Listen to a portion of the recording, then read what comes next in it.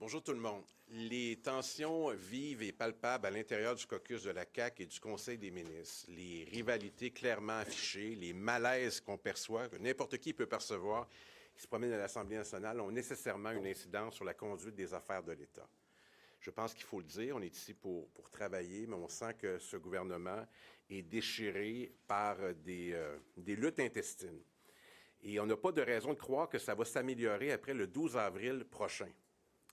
Et c'est un peu un défi que je lance aux deux candidats à la chefferie, de nous indiquer déjà, M. Drainville, si Mme Fréchette remporte l'élection, est-ce que vous engagez à être candidat dans Lévis quand même en 2026?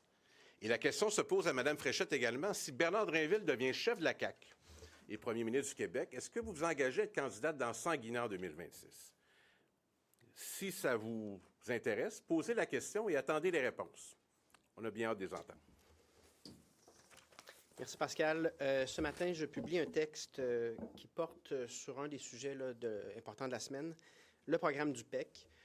Je réitère ce qu'on a déjà dit. En fait, on était le premier parti, il y a 1 an et demi, à s'engager à ce que les travailleurs qui sont intégrés, qui parlent français, soient ceux qui sont sélectionnés en priorité pour les seuils permanents des prochaines années. Donc, sans surprise, le Parti québécois accueille favorablement la demande à l'effet que ceux à qui on a fait des promesses, les immigrants temporaires auprès de qui on a créé des attentes légitimes de devenir citoyens permanents via le PEC, que ces personnes-là aient cette clause grand-père, ce droit acquis de faire le processus. Ça a du sens aussi parce que le PEC, rappelons-le, les programmes de sélection du gouvernement du Québec, c'est en fonction de besoins réels et spécifiques dans l'économie québécoise. Donc, leur intégration au travail et à notre société n'est pas à démontrer. Cependant, c'est important de nuancer qu'on n'a pas pris d'engagement, on n'a pas fait de promesses auprès de tous les immigrants temporaires sur le territoire. Il faut rappeler que le nombre d'immigrants temporaires sur le territoire québécois en 7 ans est passé d'à peu près 100 000 à environ 600 000 et que cette augmentation subite a eu des conséquences importantes sur une crise du logement en conséquence du déséquilibre entre le nombre de personnes et le nombre de logements, donc des prix inabordables qui ont doublé, des loyers qui ont augmenté, une génération qui n'aurait pas accès à la propriété si on ne corrige pas et on ne rééquilibre pas ce marché-là, des conséquences documentées sur le français. D'ailleurs, le commissaire à la langue française a indiqué que si on voulait franciser tous les temporaires au Québec, il en coûterait 11 milliards. Je vous annonce qu'on n'a pas ce 11 milliards. Et même chose pour les services. Donc, c'est une chose de dire le Québec va maintenir et va tenir parole par rapport à des attentes, des promesses qui ont été faites. Je suis le premier à être entièrement d'accord. On va même plus loin. On va sélectionner des temporaires qui contribuent à l'économie québécoise en priorité plutôt que d'aller à l'étranger. Donc, on vous invite à lire les 97 pages de planification qu'on a déposées. Maintenant, si la demande de certains intervenants, dont les maires et mairesses, c'est d'étendre à tous les temporaires un droit à accéder au PEC et ainsi devenir résident permanent, évidemment que là, il y a des enjeux importants parce qu'on veut juste savoir, OK, combien de personnes, selon le premier ministre, il s'agirait de 350 000 personnes qui deviendraient résidents permanents via le PEC, ou en tout cas qui ont le potentiel de devenir.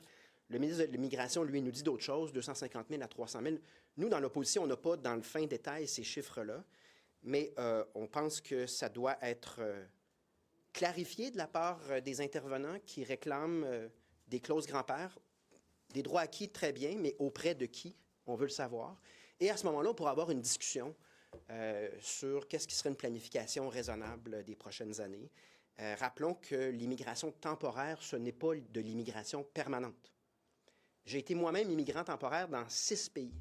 J'ai été immigrant temporaire au Danemark avec un permis d'études, en Suède, en Norvège, j'ai eu un permis de travail en Belgique, j'ai eu un permis d'études en Angleterre et j'ai eu un permis de travail en Bolivie.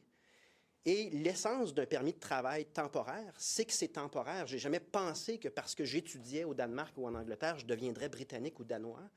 Et les immigrants temporaires sous les programmes fédéraux ont été utilisés par Justin Trudeau pour contourner notre planification de l'immigration et imposer au Québec des seuils beaucoup plus élevés que notre capacité d'accueil.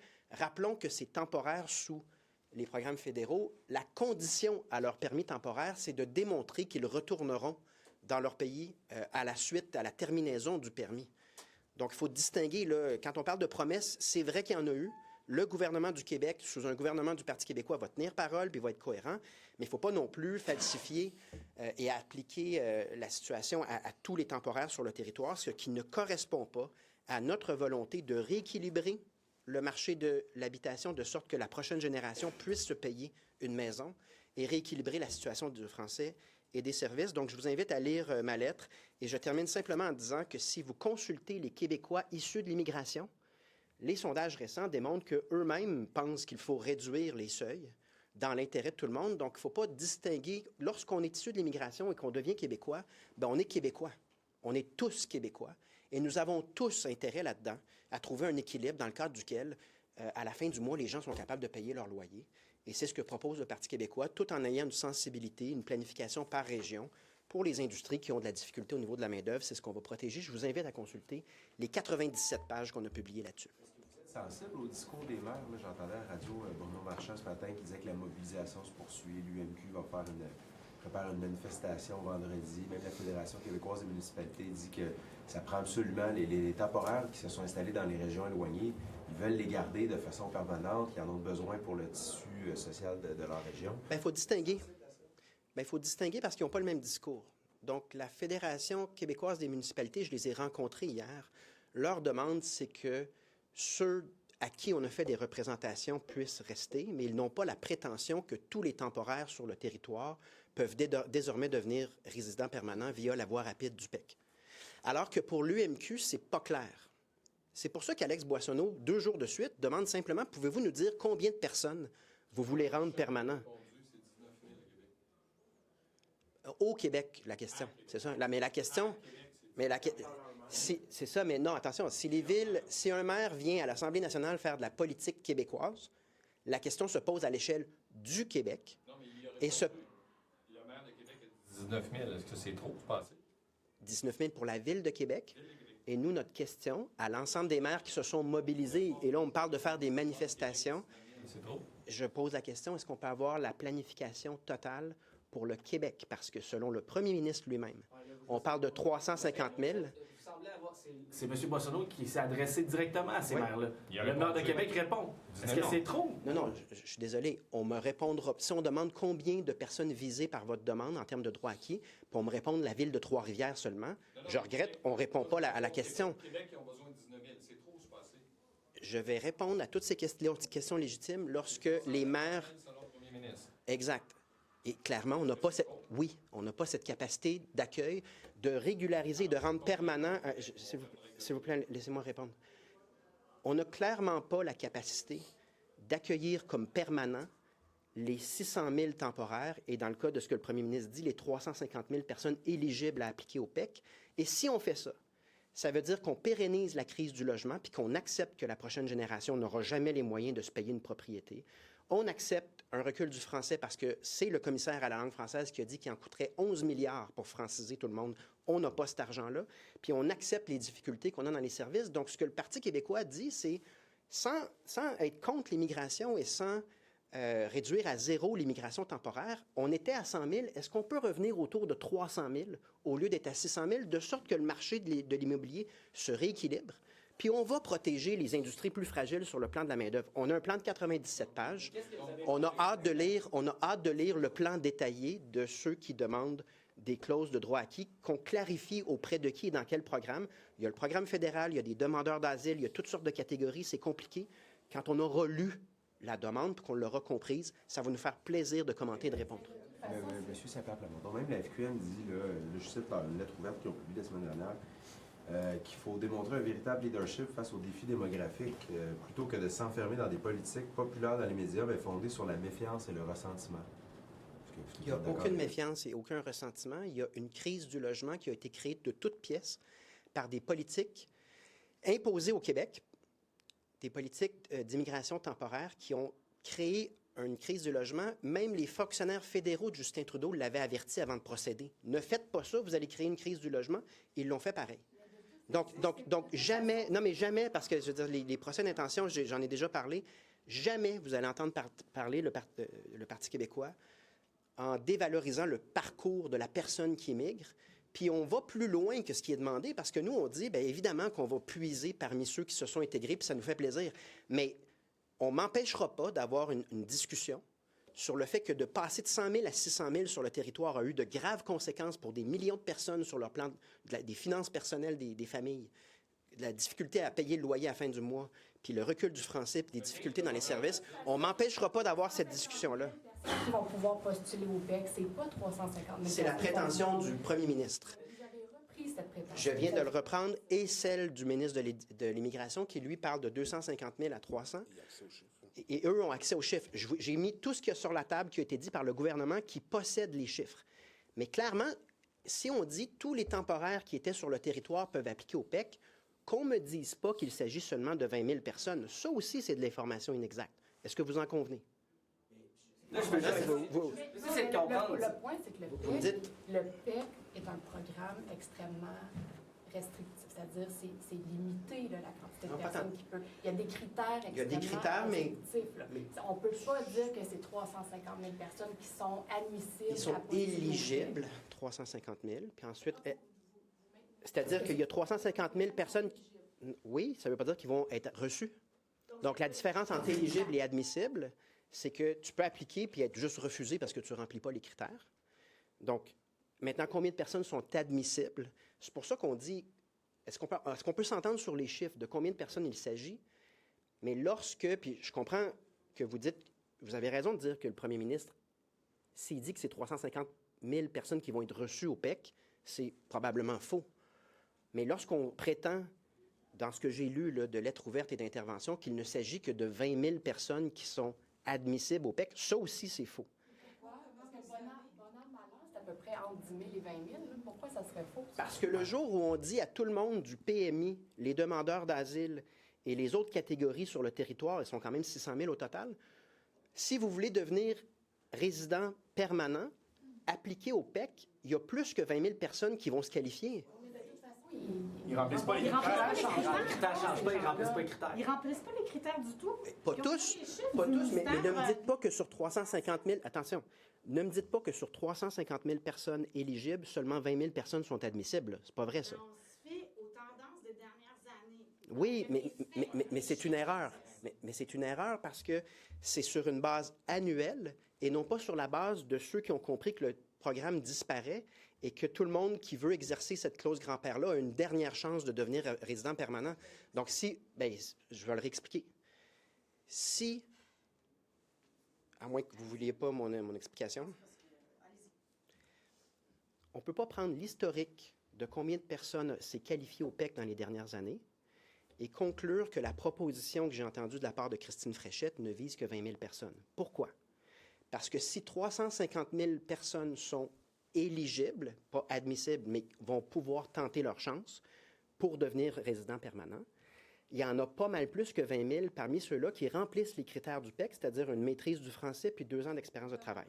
La difficulté, je veux dire, à l'évidence, le nombre de PMI qui travaillent, combien il y a de PMI en ce moment sur le territoire? Des centaines de mille, là. Sur le nombre de PMI sur le territoire, il y en a qui parlent français, puis il y en a qui travaillent. C'est pour ça que je pose la question aux intervenants de combien... Parce que votre propos, c'est de dire, on ne les a pas les chiffres, on ne sait pas. En toute vraisemblance, c'est plus que 20 000 en toute logique. Considérant cela, puisqu'on n'a pas les chiffres, comme vous le dites, comment vous savez que c'est plus que 20 000? J'ai du mal à vous suivre. C'est-à-dire que d'autres affirment avec certitude que c'est 20 000 et j'en doute fortement. C'est parce qu'il se base sur les chiffres qu'on a pour les années passées. C'est une erreur. C'est une erreur parce que c'est une confusion entre... C'est une erreur de tirer la conclusion que ce serait plus sans l'avoir le chiffre. C'est dans ce cas-là, tout est une erreur. Vous comprenez ce que je veux dire? Non, je ne comprends pas. Moi, j'affirme pas un chiffre avec certitude. Les intervenants qui veulent une clause grand-père pour tout le monde affirment un chiffre avec certitude, celui de 20 000. Je vous dis, c'est très invraisemblable que seulement 20 000 personnes à travers les PMI, les programmes du gouvernement du Québec puis les demandeurs d'asile, que seulement 20 000 personnes soient admissibles au PEC, ça me semble très invraisemblable. Je vous suis. Et je demande... Quand vous dites que ce serait plus que 20 000, c'est une hypothèse que vous formulez parce que le chiffre, on ne l'a pas. C'est pour ça que je demande au gouvernement, mais aux intervenants qui demandent ça, là, avez-vous une estimation spécifique? Mais je vous promets que c'est plus que 20 000, simplement par examen logique de combien de PMI sont sur le territoire. Ça implique qu'ils travaillent puis probablement qu'ils parlent français. puis combien de gens sont issus des programmes québécois, parce que nous, on estime déjà à 40 000 le nombre de personnes qui ont été sollicitées par le gouvernement du Québec et qui sont sur le territoire. Donc, le chiffre de 20 000, je vous le dis, est très invraisemblable, mais vous avez raison. Tant qu'on n'aura pas eu un chiffre précis et fiable, c'est difficile de débattre. C'était le début de mon propos. Là. Est-ce que le rapport Fournier absout Pablo Rodriguez? Tu veux le prendre? PNQ, puis ces questions-là, c'est pas d'hier que je suis ça. Là. C'est un rapport interne. Je vais citer l'enquêteur. Il est un chien de chasse édenté. Alors, c'est un premier élément, mais il y en a bien d'autres. Il y a l'UPAC, directeur général des élections, commissaire, je cherche le nom, là, j'ai un blanc, la commissaire également à l'éthique. Alors, attendons d'avoir tout le tableau. Mme Mignolet, Maître Mignolet. Donc, attendons d'avoir le tableau au complet. Mais cette phrase-là, à elle seule, où il dit « Je suis un chien de chasse édenté », c'est comme lui-même qui s'est autoproclamé comme ça, il indique qu'il ne peut pas dire si c'est un montage, mais il ne peut pas dire que ce n'est pas un montage. Alors, en attente des prochaines étapes et des prochaines enquêtes. Mais ça vaut rien, non? C'est pas ce que je dis. J'ai dit qu'il y a d'autres surprises à venir, probablement, d'autres rapports à venir.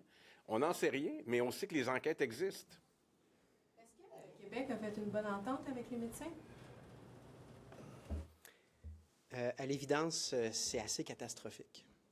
Donc, d'une part, le gouvernement du Québec a la responsabilité de ce qui s'est produit parce que, sciemment, il a décidé de créer un clivage puis un affrontement dans une négociation qui aurait pu partir sur des bases beaucoup plus constructives. Une fois que le feu était pris, ils ont réalisé qu'en fait, tout le monde voyait clair dans leur démarche. Il n'y avait pas l'appui de personne. Puis à la fin, le premier ministre du Québec a tassé Christian Dubé, puis a capitulé sur toute la ligne, de sorte que ça va nous coûter une fortune, sans aucune avancée sur la prise en charge des patients. Donc, poser la question, c'est y répondre. C'est un dénouement assez surprenant et dommageable pour la suite des choses, parce qu'on n'a pas obtenu de... Tu sais, le mode par captation, il est facultatif. On n'a pas non plus de prise en charge ferme. Donc, quel impact pour le patient? Très faible. Mais quel impact sur les finances publiques? Je redoute fortement que ça va nous coûter très cher dans un environnement où, malheureusement, la dette, le déficit à chaque exercice depuis quelque temps, malheureusement, est beaucoup trop élevé. Monsieur Bérubé, j'ai une réponse pour vous. J'ai vérifié. Oui. La question a été posée à Monsieur Drainville. La même façon que je l'ai posée. Dernier au Mordu. Est-ce qu'il va rester, même s'il perd la course à la chefferie? Il a répondu oui. Est-ce que vous le croyez?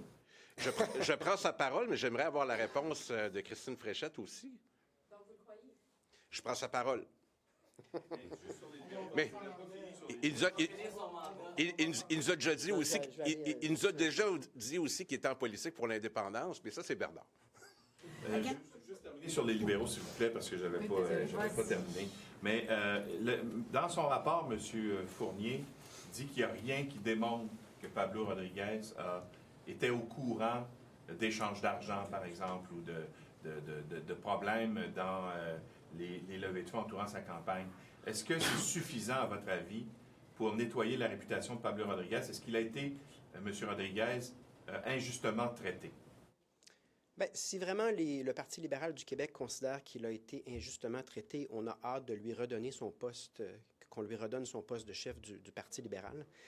Ça n'arrivera pas parce qu'il y a d'autres enquêtes avec pas mal plus de moyens que ce que le juge Grenier lui-même a dit, c'est-à-dire qu'il était édenté. Grenier, pardon. Grenier, c'est... Donc, le juge Fournier lui-même, il dit, moi, je n'avais pas les outils pour travailler, mais croyez-moi que l'UPAC aura les outils pour travailler. Et si l'UPAC s'intéresse à ce qui s'est passé, c'est qu'il y a des chances qu'on apprenne d'autres choses et qu'il y ait assez de matériel là, pour qu'on prenne un peu de temps avant de prendre la version de M. Rodriguez pour de l'argent comptant. Je veux juste revenir sur le PEC une seconde. Ouais. Vous dites que, bon, c'est au Québec, cette immigration temporaire est l'une des causes principales, si je vous entends, à la crise du logement. Ouais. Les maires vous répondent, dont le maire Marchand, que oui, mais si on retire ces gens-là, il n'y a plus personne qui va nous servir dans les cafés à Québec. Après ça, il va y avoir manqué de monde dans les RPA, les services, dans les industries. Qu'est-ce que vous lui répondez? Bien, je lui répondrai simplement que le taux de chômage est d'à plus de 5 % en ce moment. Et chez les jeunes, le taux de chômage a frôlé cet automne les 15 % À Québec? Au Québec. Oui, à Québec. la mobilité de la main-d'œuvre au Québec est totale. Quelqu'un de Trois-Rivières peut aller travailler à Québec. Là, vous avez lu dans le Globe, un des endroits au Canada où ça va mieux, c'est à Québec. Oui, mais demeure que vous me posez la question de Bruno Marchand, qui va servir les cafés? Premièrement, je pense que c'est une compréhension de la macroéconomie là, qui pose problème parce que si on ajuste le nombre de temporaires, la demande s'ajuste en même temps que l'offre de travail. Ça va ensemble. Mais surtout, si tu as un taux de chômage qui frôlait les 15 % récemment chez les jeunes, bien, qu'on emploie des jeunes dans ces cafés puis qu'on donne une chance à ces jeunes, parce que l'été dernier, ça a été un sujet, rappelez-vous. Plusieurs jeunes ne trouvaient pas d'emploi. Puis les emplois qui sont typiquement... les emplois qui sont typiquement...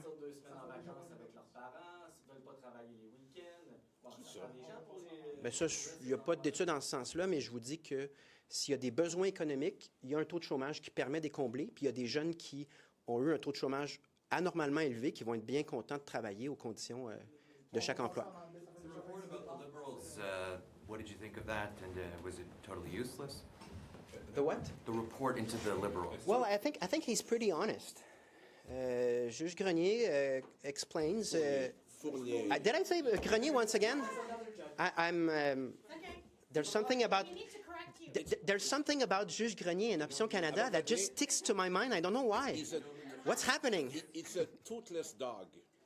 That's what he said about it. Juge, let me take this from the start. So Justice Fournier says very honestly, I didn't have the means to work correctly. I cannot tell you specifically whether the information is accurate or not. There seems to be some part of the text messages that have been cut off. Doesn't mean that the parts that we've seen are not true. And at the end, he's basically explaining, I didn't have the means. I didn't have the tools to really answer those questions. But let me tell you one thing. UPAC do have those tools. They do have those tools. And so before we conclude to anything, and I saw the Liberal Party of Quebec jumping on that report saying it means that the information in the text messages are not true, I believe that the sources before media in Quebec publish, the sources are solid, and I wouldn't buy the argument that it means that it's not true. And there are other inquiries going on that are very serious. If UPAC is interested, it's because there's a potential criminal activity. So before we conclude to anything, let's salute the honesty of Justice Fournier, and let's wait for other inquiries to tell us what really happened here. But I doubt that there's just nothing. And how does this report make you feel about the resignation of Pablo Rodriguez? Well, I think if really the Liberals believe that Pablo Rodriguez was sacrificed based on false information, well, they could reinstate him as a leader of the Parti libéral du Québec. So let's wait for that. It's not going to happen, and that's because there's probably much more to it than what we know right now. So let's wait for the UPAC and other inquiries to give us the real picture. On Monday, the Commission Gallant will reveal its report. The PQ and the Quebec Liberal Party have been negotiating to get in the huis clos. How pivotal it is for opposition parties to know exactly what's in this report, that it's on the cost overruns of the digital transformation of the Quebec's auto insurance board. Well, it's just a basic principle of transparency and democracy. So if there's a report paid by public funds so that we all understand why we wasted that much money, of course all parties should be part of that process. And if we're not, what does it mean in terms of what's in there and why we don't have access? So I expect every party to have access. And what's the importance of this report for you as the leader of the Parti Québécois? The amount of money involved is so important. In a context where we failed to fund correctly many fundamental missions of the Quebec state, there's so much money involved. We need to understand how we did get there and how it can be corrected for an upcoming government that is to replace the current government. If we didn't achieve that with all the cost and the time involved, it's very disappointing. So we hope to have an idea of what can be done differently after that report. So if you qualify yourself as the government in waiting. You have a lot of pressure to improve things in such a short amount of time. It's a lot of pressure because the model is unsustainable. The deficit is too important while the services are not at level. And part of the reason is those wastes of money, but also those grants, hundreds of millions given to all sorts of companies based on what Pierre Fitzgibbon thought, and then we realize that he's actually the counsel for those companies that are benefiting from their own changes in the laws. It's not normal. So there's a lot of work to be done to restore the situation. Yes, it's an important challenge, and my only response as of today is to bring the most clever and solid people possible for that task, and we'll see what awaits if the population chooses us. There was another report about acts of sexual violence in schools not being taken seriously. Is this a sign that teachers are overworked, or what is this a sign of in the school system? Well, it's a serious matter. Any kind of violence, sexual violence or violence against the teacher or for the student against themselves. It's a serious matter, and I feel that since Bernard Drinville asked for a plan, the only thing that we have is now in French you have to say vous. It's not enough. People feel in danger. A lot of the staff of the school in Quebec, that's what they told us last December, and we need to make sure that everybody feels safe. Students, teacher, the personnel of schools. It's a major matter now, violence in school. And I'm pretty sure that it's going to be a good thing if Minister Sonia Lebel put this first in the next few months. Till the end of her mandate, it's a serious matter, and everyone is touched by those matters. Just lastly on Juge Fournier, if you could just do the dog analogy in English. Toothless. Toothless watchdog. Good. Okay.